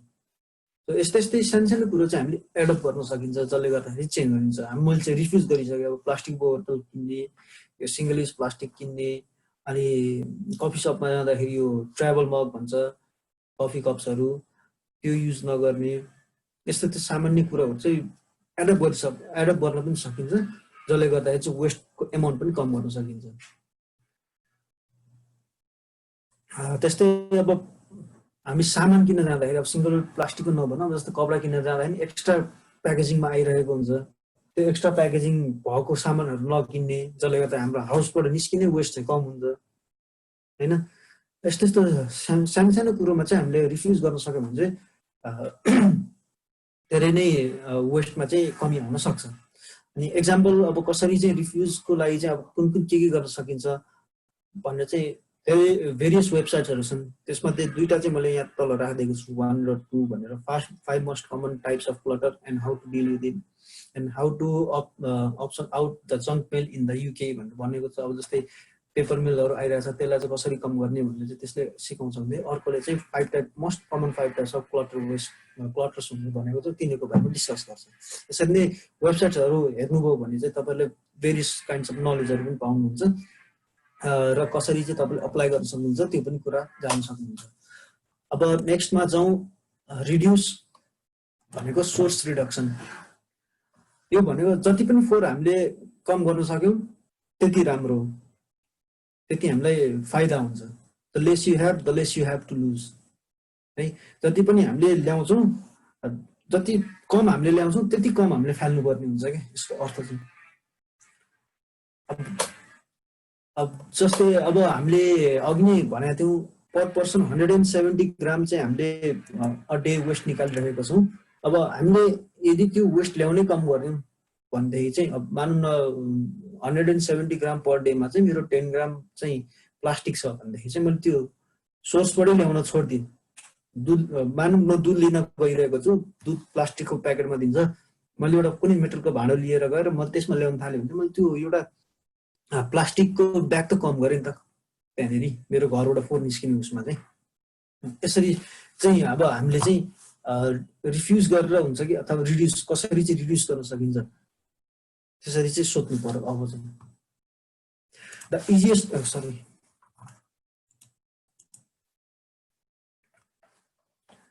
गयो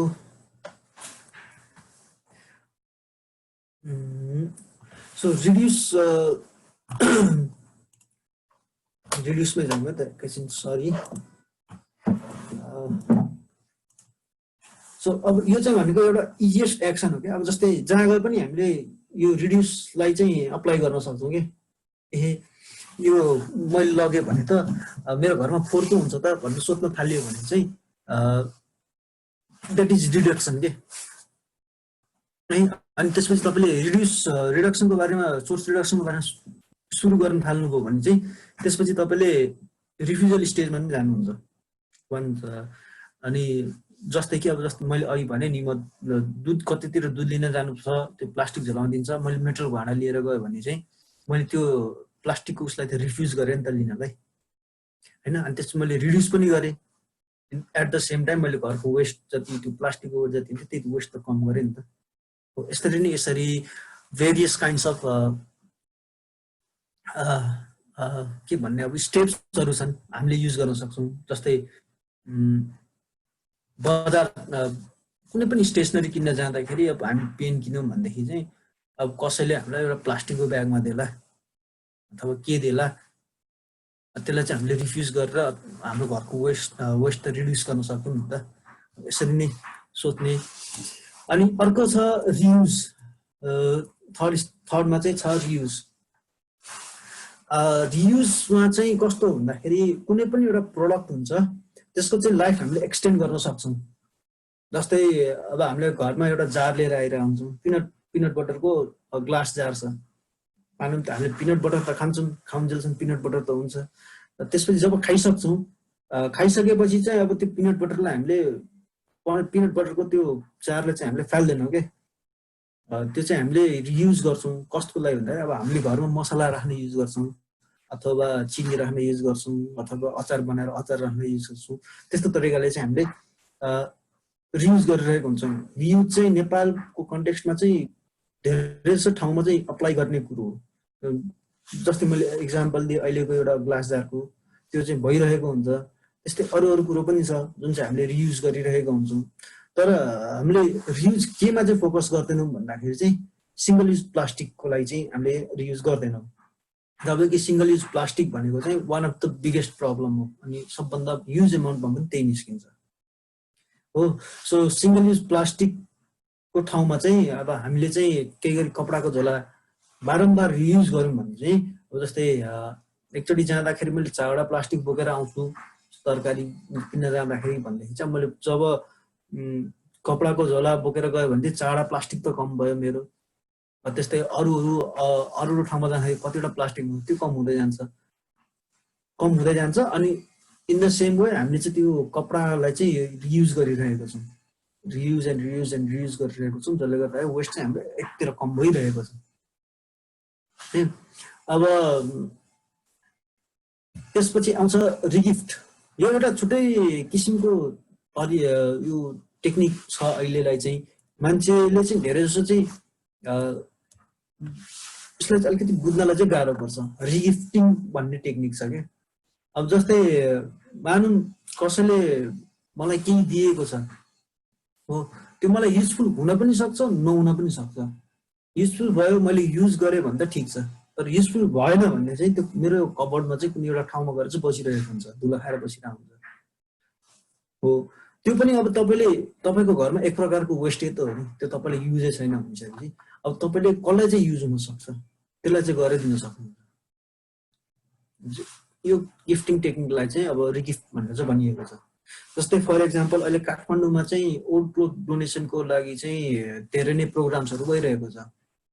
आफ्नो पुरानो क्लोथ चाहिँ कसैलाई दिइदिने, डोनेसन दिइदिने भन्ने कुरो भइरहेको छ हो। यो भनेको एउटा रिगिफ्टको नै एउटा स्टेप्स हो। सबभन्दा सिम्पल स्टेप भन्नु पर्ने नि त्यही हो अहिलेलाई चाहिँ। रिगिफ्टमा चाहिँ कस्तो हुन्छ भन्दाखेरि कुनै कुनै एउटा प्रडक्ट्सहरू आउन सक्छ तपाईँलाई एकदम मन परेको हुन्छ, तर तपाईँलाई काम चाहिँ हुँदैन, त्यस्तोलाई चाहिँ दिन नसक्ने जस्तो आउँछ। त्यस्तोलाई चाहिँ अब कस्तो गर्ने भन्दाखेरि चाहिँ कसैको नजिकैको मान्छेलाई दिइदिने या केही गर्ने, जसले गर्दाखेरि चाहिँ त्यो युजफुलमा आओस् कि त्यतिकै वेस्ट भएर बसी नरहोस्, त्यो युजमा चाहिँ आओस्, जसले गर्दाखेरि त्यसको पर्पोज जुन छ त्यसको लाइफको पर्पोज जुन छ त्यो चाहिँ फुलफिल होस् कि। अनि यसले गर्दाखेरि पनि अब जस्तै तपाईँले गिफ्ट दिनु हो भन्ने चाहिँ कस्तो हुन्छ भन्दाखेरि क्लोथ डोनेसनको केसमै हेर्ने हो भने तपाईँसँग मानौँ 3-4वटा टी सर्ट र 2टा जिन्सको प्यान्ट थियो जुन चाहिँ तपाईँले अब फाल्नु पर्ने थियो, तपाईँले युज गर्नुहुन्न, तपाईँले कसैलाई रिभ्यू गर्नु भने तपाईँले त्यति वेस्ट त तपाईँको घरबाट निस्किनबाट चाहिँ बचाउनु भयो नि त। जुन चाहिँ ल्यान्डफिल साइडमा गएर झर्थ्यो अथवा थन्किन्थ्यो त्यो त तपाईँले त्यहाँ जानुबाट बचाउनु भयो नि त। त्यो गिफ्ट तपाईँले अर्कैलाई दिनुभयो भने चाहिँ त्यसले युज गर्न पायो नि त, वेस्ट पनि कम भयो, अर्कोले युज पनि गर्न पायो। सो यसरी चाहिँ रिगिफ्ट चाहिँ एउटा काम गर्ने तरिका हो। So next is repair and upcycling. अघि नै मैले इवेस्टको बारेमा कुरो गरेको थिएँ। इवेस्ट भनेको आजकल कस्तो आइरहेको छ भन्दाखेरि चाहिँ इवेस्ट मात्रै होइन, इलेक्ट्रोनिक ग्याजेट्सहरू भनौँ न, इलेक्ट्रोनिक ग्याजेट्स कस्तो आइरहेको छ भन्दाखेरि चाहिँ वान्स युज अनि त्यसपछि रिपेयर गर्न नमिल्ने खालको बनाइरहेका छन् हो। सो रिपेयर गर्न नमिल्ने खालको छ। हामीले अब इलेक्ट्रोनिक ग्याजेट्स कस्तो खालको युज गर्नु पर्यो भन्दाखेरि चाहिँ जुन चाहिँ लङ टर्म या लङ लाइफसम्म चाहिँ जाओस्, जसले चाहिँ आफ्नो पर्पज सर्भ गरोस् है। जस्तै मैले यहाँ एउटा पिक्चर राखेको छु 2टा झोलाको, अब जुनमा चाहिँ एउटा चाहिँ कपडाको बनाएको छ, एउटा चाहिँ मिक्स छ कपडाको र अलिकति पोलिस्टर मिक्स छ है। अब मैले यो जुन झोला छ, म कर्सरलाई फलो गर्नु होला, यो जुन झोला छ निलो झोला, अब यो झोला च्यात्यो भने चाहिँ मैले रिपेयर गर्न मिल्दैन। जबकि मैले अर्को झोला जुन छ यो निलो झोला, यो चाहिँ च्यात्यो भने पनि मैले सिलाएर अथवा यसलाई अपसाइक्लिङ गरेर के गरेर फेरि रियुज गर्न मिल्छ, रिपेयर गरेर रियुज गर्न मिल्छ कि। त्यसरी अब हामीले वेस्टहरू हेर्दाखेरि घरमा आफूले कसरी गर्ने भन्दाखेरि चाहिँ यसरी नै चुज गर्ने के, 2टा मध्ये कुन चाहिँ प्रिफर गर्ने होइन। जस्तै कुनै कुनै बेला लेफ्ट साइडवाला झोला काम लाग्छ भन्दाखेरि कुनै कुनै बेला राइट साइडवाला काम लाग्छ। राइट साइडवाला झोलामा चाहिँ हामीले धेरै वेट भएको सामान बोक्न सक्छौँ भनेदेखि लेफ्ट साइडवालामा चाहिँ स्मल थोरै वेट भएको बोक्न सक्छौँ। सो त्यही पर्पज अनुसारले चाहिँ त्यही अनुसारको झोला बोक्ने, त्यही अनुसार जाने, ताकि अब हामीले यसलाई चाहिँ रियुज पनि गर्न सकौँ अनि च्यात्यो भने त्यही गरी यसलाई रिपेयर गरेर चाहिँ युज पनि गर्न सकौँ है। कुन कहिले कहिले कस्तो थट पनि आउँछ भन्दाखेरि चाहिँ अब यो किन बनाइराख्नु पर्यो भन्दाखेरि चाहिँ यो थट्स पनि आउन सक्छ कि हाम्रो दिमागमा, किन रिपेयर गरिरहनु पर्यो, जब कि अब मानव in case of electronic gadgets repair गर्नुभन्दा त नयाँ किन्नु नै सस्तो पर्छ हामीलाई भनेदेखि चाहिँ त्यो नयाँ बनाउनु र पुरानोको रिसोर्सको एउटा रिसोर्सेस जति युज हुन्छ त्यसमा चाहिँ धेरै नै फरक आउँछ, हाफभन्दा बढी नै फरक आउँछ। अनि त्यसपछि त्यसमा एनर्जी जति युज भएको हुन्छ त्यो पनि धेरै नै भास्ट डिफ्रेन्स आउँछ। अनि इकोनोमिकली पनि त्यसले एकदम भेरियस डिफ्रेन्सेस ल्याउने भएकोले चाहिँ रिसाइक्लिङ भनौँ अथवा रिपेयरिङ भनौँ, त्यसले चाहिँ लेस एमाउन्टमा चाहिँ धेरै बेनिफिट दिन्छ ताकि त्यो तपाईँले नयाँ बनाउनु भन्दा चाहिँ है। अनि त्यसले गर्दाखेरि चाहिँ हामीले रिपेयर गरेर सकेसम्म चलाउन सक्यो भने चाहिँ जबसम्म चल्छ तबसम्म, यो यसको अर्थ यो होइन कि त उसको लाइफ पर्पज चाहिँ सर्भ भइसकेपछि पनि त्यसलाई चलाइराखौँ भन्ने होइन। एउटा सर्टेन लाइफ टाइम हुन्छ, त्यो टाइम पछि चाहिँ त्यसलाई चाहिँ फेरि अब रिपेयर गर्दै चलाउने, त्यसपछि at the end of the life त्यसलाई फेरि रिसाइक्लिङमै पठाउने हो, जसले गर्दा त्यो नयाँ बनेर आओस्, त्यो फ्यालिने चाहिँ होइन फेरि। So next step is to rent. अब रेन्टिङको कन्सेप्ट पनि अबिट डिफ्रेन्ट छ अरूभन्दा। जस्तै अब मैले रिगिफ्टको कुरो गरेको थिएँ, गिफ्ट त्यस्तै खालको हो, तर यसमा चाहिँ कस्तो हो भन्दाखेरि चाहिँ रेन्टिङ मात्रै गरिदिने। जस्तै मलाई केही चाहिएको छ, मैले आज मानव बारबिक्यू पार्टी गर्नु छ, मलाई साउन्ड सिस्टम चाहिएको छ, मलाई बारबिक्यू ग्रिल चाहिएको छ, मलाई त्योसँग एसोसिएटेड थुप्रै कुरो चाहिएको छ, तर मसँग केही पनि छैन है। त्यो हो भनेदेखि चाहिँ कस्तो गर्ने भन्दाखेरि चाहिँ अब बारबिक्यू ग्रिल चाहिएको छ, मेरो साथीको सँग छ, म त्यहाँबाट लिएर आउँछु। स्पिकर मेरो नेबरमा छ, म त्यहाँबाट लिएर आउँछु, आज चलाउँछु, त्यसपछि फेरि फिर्ता गरिदिन्छु, त्यो गर्ने हो।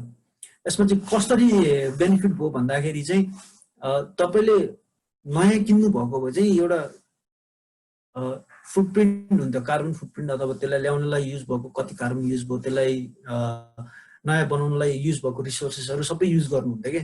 त्यहाँ एउटाले पुग्ने ठाउँमा चाहिँ तपाईँले दुईवटा चाहिँ इक्विपमेन्ट ल्याउनु भयो भन्ने कुरो यसमा चाहिँ, जब कि एउटैले तपाईँलाई पुगिरहेको थियो जेनरली।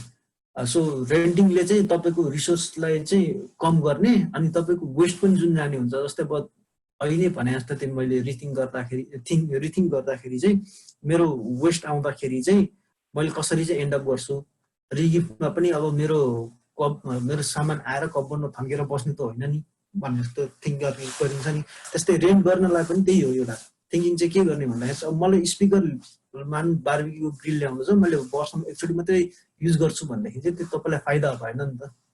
एकचोटि ल्याएर त्यो अन्त रेन्टिङ गर्नुभयो भने चाहिँ फाइदा पनि भयो, कसैलाई इकोनोमिक हेल्प पनि भयो, कसैलाई हेल्प पनि भयो क्या। So renting is one of the another option for like less waste generation and for better waste management option. अर्को छ रिसाइकल।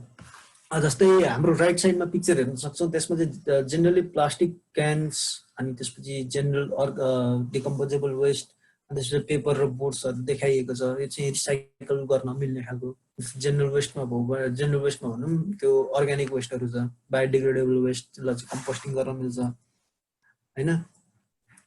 अनि त्यस्तै प्लास्टिक एन्ड क्यान्स जुन छ त्यसलाई चाहिँ रिफर्बिस गरेर अथवा रिसाइक्लिङ गरेर फेरि नयाँ बनाउन मिल्छ।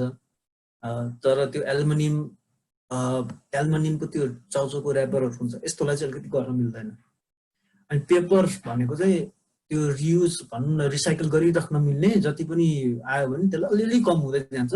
6-7 टाइम्स पछि चाहिँ अलिकति अप्सन चाहिँ हुँदैन। तर पेपर चाहिँ जस रिसाइकल गर्न मिल्छ 6-7 टाइम्ससम्म चाहिँ मजाले नै मिल्छ पेपर र त्यसको आइटम्सहरू चाहिँ। सो त्यसरी चाहिँ हामीले अब अर्ग्यानिक वेस्टलाई चाहिँ कम्पोस्ट बनाउने, प्लास्टिक र क्यान्सलाई चाहिँ फेरि रियुज गर्ने, ग्लासलाई पनि फेरि रियुज गरेर नयाँ रिसाइकल गरेर फेरि नयाँ बनाउने, त्यस्तो खालको अप्सनहरू, भेरियस अप्सनहरू जुन छ हामी छेउछाउमा है। त्यो जेनरल अब नेपालको कन्टेक्स्टमा अथवा काठमाडौँको कन्टेक्स्टमा भन्ने हो भने डोको रिसाइक्लर्स, यो खाली सिसी, बायोकम नेपाल, एसेट्रा थुप्रै कम्पनीहरू छन् जसले चाहिँ यो general recycling, waste collection, waste management सम्बन्धीको थुप्रै प्रोग्राम्सहरू पनि, ट्रेनिङहरू पनि दिइरहेछन्। वेस्ट म्यानेजमेन्टको लागि काम पनि गरिरहेको छन् र थुप्रै कामहरू पनि गरिरहेछन्, जसले तपाईँले चाहिँ एकदम धेरै नै नलेज दिन सक्छ क्या। हाउ टु यो उनीहरूले चाहिँ कसरी वेस्ट म्यानेज गरिरहेछन्, कसरी चाहिँ वेस्ट म्यानेज गर्न सकिन्छ, मेरो घरको वेस्ट कसरी म्यानेज गर्ने। If you don't know how to manage your waste, they can help you है। अनि अब आयो लास्टमा चाहिँ कम्पोस्टिङ। सो यो राइट साइडमा देखिराख्नु भएको जुन पिक्चर छ, यो चाहिँ मैले मेरो घरमा बनाएको कम्पोस्ट मल छ। यस कम्पोस्टिङको पहिलो ब्याचमा चाहिँ यस्तो खालको मल निस्केको थियो। सो आई स्टार्टेड अर्ग्यानिक यो composting like 2 years ago, and this was my first भनौँ न त्यतिखेरको। अनि सो अलिकति नराम्रो छ तर पनि त्यही। सो रट एन्ड कम्पोस्टिङ, अब यो भनेको हाम्रो हाउस होल्डमा अघि नै हामीले हेऱ्यौँ 66 अथवा 70% अफ द वेस्ट हाम्रो घरबाट निस्किने भनेको अर्ग्यानिक डिग्रेडेबल वेस्ट हो, जुन चाहिँ हामीले यसरी कम्पोस्ट बनाउन मिल्छ। सो यदि हामीले माथिको अगाडिको 8वटा गऱ्यौँ भने चाहिँ ग्लासेस, पेपर र प्लास्टिकलाई कम गर्न सक्छौँ। अनि अर्ग्यानिक डिकम्पोजेबल वेस्टलाई चाहिँ यो एउटा युज गर्नु भने चाहिँ हामीले 80 to 90% एराउन्ड चाहिँ वेस्ट चाहिँ कम गर्न सक्छौँ। सो एभ्री अर्ग्यानिक थिङ, जस्तै अब भनौँ न कम्पोस्टिङमा कस्तो चाहिँ खालको के गर्ने भन्ने आइडिया छैन भने चाहिँ अनलाइन अप्सन्सहरू धेरै छन् है। You can contact me, there are various types of techniques के जसले चाहिँ घरमा सुटेबली अथवा भनौँ न इजीले चाहिँ हामीले कम्पोस्ट बनाउन सक्छौँ। अब कम्पोस्टमा चाहिँ जाने कस्तो हुन्छ भन्दाखेरि अल द अर्ग्यानिक वेस्ट उइने जति पनि छ जे पनि छ सबै जान्छ। बिसाइड फ्याटी आइटम्स हुने, तेल एकदम चिल्लो खालको हुनु भएन, बोन आइटम्सहरू हुनु भएन, डेरी प्रडक्ट्सहरू हुनु भएन। यो 3टा प्रडक्ट्स बाहेक चाहिँ तपाईँले जति पनि जे पनि छ कुहिने सबै हालिरह हुन्छ यसमा। Even paper after some times they are compostable or they can be turn into compost. Paper वेस्टलाई पनि यसबाट अलिकति केही हदसम्म चाहिँ कम्पोस्ट गर्न चाहिँ मिल्छ। सो यो त भयो अब 9R को टेक्निक्सहरू, how can you reduce all your house waste and every waste भनेर। सो अब चाहिँ मैले चाहिँ मेरो घरमा चाहिँ मैले के गरेको छु भन्ने चाहिँ अलिकति एक्सप्लेन गरिदिन्छु है। सुरुमा चाहिँ अब यहाँ पिक्चरमा हेरौँ बोटल्सहरू छ। अब वाइनको बोटलहरू जति पनि देख्नुहुन्छ त्यो चाहिँ मेरो इन्डोर घरको लागि युज हुने बोटलहरू, वाटर बोटल्सहरू घरमा युज हुने। त्यसपछि त्यो स्टिलको एउटा देख्नुभएको छ बोटल, त्यो चाहिँ मेरो आउटडोर जाँदाखेरि मैले पानी बोक्ने बोतलहरू। So this is how I am using glass bottles in my home है। अनि त्यसपछि अब यो फुटेको भाँडाकुँडाहरू थियो मेरोमा, त्यसलाई मैले अलिकति सानो सानो गमला बनाएँ, सानो सानो फुलहरू रोप्थेँ, सजाउनको उसहरू बनाइदिएँ। अनि यो तेलको बोतलहरू पहिलादेखि थियो, त्यसलाई चाहिँ मैले कट अफ गरेर फुल रोपेको छु। अब यो भनेको एउटा डिफ्रेन्ट टेक्निक पनि युज गरेको छु मेरो तेस्रो पिक्चरमा चाहिँ। तपाईँको राइट ह्यान्ड साइडको पिक्चरमा चाहिँ यो भनेको बिटरुटको चाहिँ मैले हेड काटेर यसलाई चाहिँ रिग्रोन गरेर चाहिँ आफ्नो फार्म आफ्नो गार्डनमा चाहिँ उमारेको थिएँ। यसको पत्ता चाहिँ खाएको थिएँ मैले। So I'm using various kinds of technique just to reduce the waste. मैले अर्ग्यानिक वेस्टमा पनि रिड्युस गर्नको लागि चाहिँ फेरि अब रिजेनरेट गरेर चाहिँ यसरी चाहिँ एउटा प्लान्ट पनि उमारेको थिएँ त्यसमा। अब त्यसपछि मैले वेस्टलाई पनि यसरी यो भनेको मेरो पेपर र अर्ग्यानिक वेस्ट आउने ठाउँ हो। यसरी चाहिँ मैले एउटा जारलाई काटेर यसरी बनाएको छु। जार चाहिँ मेरो फेरि सेपरेट छ। अब यो राइट ह्यान्ड साइडको पिक्चरमा चाहिँ मैले वेस्ट कलेक्सन गरेपछि मैले कम्पोस्टिङको लागि चाहिँ यसरी 2टा भाँडामा चाहिँ त्यसलाई कम्पोस्टको लागि चाहिँ म राखिदिन्छु। जस्तै राइट साइडमा तपाईँले थर्ड पिक्चर चाहिँ यो माथिको टप लेफ्ट पिक्चरको चाहिँ राइट साइडको उसमा हेर्नु भने फ्रेस भर्खरै मैले फोहोर हालेको ठाउँ हो भनेदेखि चाहिँ लेफ्ट साइडको त्यही पिक्चरको लेफ्ट साइडको भाँडोमा चाहिँ कम्पोस्ट हुँदै गरेको पिक्चर हो कि। सो यसरी चाहिँ मैले कम्पोस्ट डिफ्रेन्ट भाँडोमा चाहिँ कम्पोस्ट बनाउँदै गरिरहेको छु। अनि त्यसपछि अब कम्पोस्ट त बनाइन्छ, युज गर्ने केमा भन्दाखेरि चाहिँ अब यो प्लास्टिकको जार भन्नु हो, प्लास्टिकको पेट बोतल जति पनि थियो त्यसमा चाहिँ मैले यसरी त्यसलाई कटिङ गरेर चाहिँ त्यसलाई चाहिँ फेरि युज गरेँ। के को लागि भन्दाखेरि चाहिँ फार्मिङको लागि युज गरेँ। स्मल अब यसमा त मैले लसुन रोपेँ, सानो भाँडो भएकोले लसुन रोपेको थिएँ मैले, कतितिर अरू नै के रोपेको थिएँ। अलिकति ठुलो भाँडोमा मैले जस्तै यो राइट साइडको पिक्चरमा देख्न सक्नुहुन्छ यसरी चाहिँ मैले यसलाई कटिङ गरेर तरकारी रोपेको थिएँ एउटा। अनि तलको लेफ्ट साइडको तलको पिक्चरमा चाहिँ हेर्न सक्नुहुन्छ त्यो ग्लासलाई चाहिँ अब एउटा टेक्निकली काटेर चाहिँ एउटा बनाउन खोजेको एउटा स्याम्पल चाहिँ यस्तो बनेको छ, जुनलाई चाहिँ अब हामीले यसरी सर्भ गर्नु पनि मिल्छ अथवा केही बनाउनु पनि मिल्छ। यसको लागि त्यो ग्लासलाई यसरी काट्यो भने समथिङ केही युज गर्नु पनि मिल्छ। त्यो चाहिँ मेरो घरमा छ। अब जस्तै मैले पेपर ब्यागहरू पनि राखेको थिएँ, रियुज गरिरहेको छु, वेस्टलाई कलेक्सन भइरहेको छु। अब जस्तै यहाँ ऊर्जा यो बोरा छ, एउटा ऊर्जा चामलको बोरा थियो, त्यसलाई पनि मैले अब रियुज गरेर प्लान्ट रोप्ने ठाउँ बनाएको छु, एउटा पट जस्तो बनाएको छु। अनि यो वाटर बोतलहरूलाई यसरी कटिङ गरेर मैले सबै यसको लागि चाहिँ फार्मिङको लागि चाहिँ युज गरिरहेको छु। तपाईँले देख्न सक्नुहुन्छ। अब जस्तै पर्चुनको ठुलो थियो, यो पानी सानी हाल्ने भाँडा थियो जुन चाहिँ बिग्रियो, लेफ्ट राइट साइडको पिक्चर। अनि यसलाई चाहिँ मैले पल गरेर यसमा चाहिँ अब हरेक पलमा चाहिँ एउटा एउटा लसुन रोपेको थिएँ, जुन चाहिँ अब सक्सेसफुल भएको थियो। अहिले चाहिँ अब यो फेरि बिग्रिसक्यो, भाँडा अलिकति कच्चा अथवा टेक्निक मिलेको थिएन र अलिकति बिग्रिएको थियो। तर नत्र यसरी चाहिँ मैले युज गरिरहेको छु। ओल्ड पुरानो भाँडाहरू सबै हुन्, 5-6 वर्ष यति पुरानो, 5-6 वर्ष नभन्नु 10-12 वर्ष पुरानो पनि भाँडाहरू छन् त्यहाँनिर। So key take away points from this meeting चाहिँ के हो भन्दाखेरि चाहिँ we should always separate the garbage in our home, जसले गर्दाखेरि चाहिँ जति पनि वेस्ट छ त्यो वेस्ट म्यानेजमेन्ट कम्पनीलाई दिन सकियोस् अथवा वेस्ट हामीले होममै म्यानेज गर्न सकियोस्, जसले गर्दाखेरि ल्यान्डफिलमा वेस्टको एमाउन्ट कम हुन्छ अनि पल्युसन पनि कम हुन्छ, डिफ्रेन्ट काइन्ड अफ पल्युसन पनि कम हुन्छ र त्यससँग एसोसिएटेड इन्भाइरोमेन्टल प्रब्लम्सहरू पनि कम हुन्छ। यो गर्ने हो भने चाहिँ अब हामीले जति पनि रिसोर्सेस छ अहिले त्यो चाहिँ डिप्लिसन हुँदैन र हाम्रो फ्युचर आउने जेनेरेसनलाई पनि हामीले यो रिसोर्स चाहिँ प्रपरली युज गर्न सक्छौँ भन्ने चाहिँ देखाउन पनि सक्छौँ। त्यस्तै जति पनि एनर्जी हामीले युज गरेर हुन्छौँ यो रिसाइक्लिङ र उसको लागि चाहिँ नयाँ प्रडक्ट्स बनाउनको लागि जति पनि रिसोर्सेस र एनर्जी युज गरेर त्यो सबै सेभ हुन्छ रिसाइक्लिङ र रियुजले अथवा यो 9Rको टेक्निकले गर्दाखेरि। अनि सबभन्दा की कुरो के हो भन्दाखेरि चाहिँ हामीले त्यत्रो वेस्टको बारेमा हेऱ्यौँ, त्यत्रो वेस्ट निस्किन्छ, जेनेरेसन त्यत्रो हुन्छ भनेर हेऱ्यौँ। अब यो वेस्टलाई कसरी रिड्युस गर्ने हो भन्दाखेरि चाहिँ अब पर पर्सन 170 ग्राम हाम्रो थियो, हामीले 170 ग्राम पर पर्सन कम गर्न सक्यौँ भनेदेखि चाहिँ वेस्ट कम हुँदै जान्छ। सुरुमा आफैबाट सुरु गर्ने, त्यसपछि आफ्नो फ्यामिली मेम्बरबाट सुरु गर्ने र त्यसपछि अनि फ्रेन्ड्स र अरू सर्कलमा चाहिँ डिस्ट्रिब्युट गर्दै जाने यो टेक्निकहरू, जसले गर्दाखेरि चाहिँ वेस्ट जति पनि जेनेरेट भइरहेको छ प्रपरली म्यानेज हुन्छ र जति पनि रिसोर्सेस छ त्यो डिप्लिसनहरू बच्छ। So just remember if you make it a normal to leave your house with a keys or wallet or reusable coffee, यो भनेको आफ्नै घरबाट आफैले रियुजेबल सामान लिएर जान सक्यो भने चाहिँ तपाईको फेभरेट क्याफे भनेको तपाईको वरिपरिको ठाउँ नै हुन्छ। सिंगल युज आइटमले भएको वरिपरि ठाउँ चाहिँ हुँदैन, त्यसले गर्दाखेरि वेस्ट पनि मिनिमाइज हुन्छ। अनि अर्को respect, everything that you choose should respect the mother earth. Earth भनेको एउटा यस्तो नेचर हो जसले हामीलाई अहिलेसम्म प्रोभाइड गरिरहेको छ।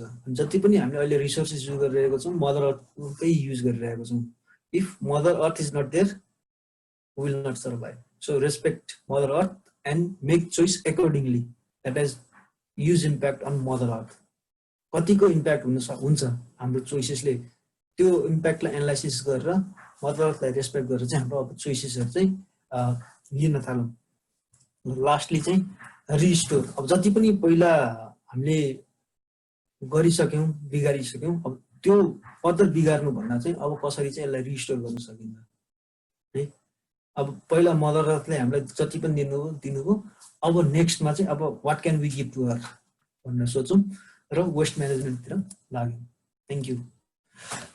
अब केही प्रश्नहरू छ भने चाहिँ अब सुन्नु होला, नत्र भने आजको प्रेजेन्टेसन चाहिँ लगभग सकियो। Thank you.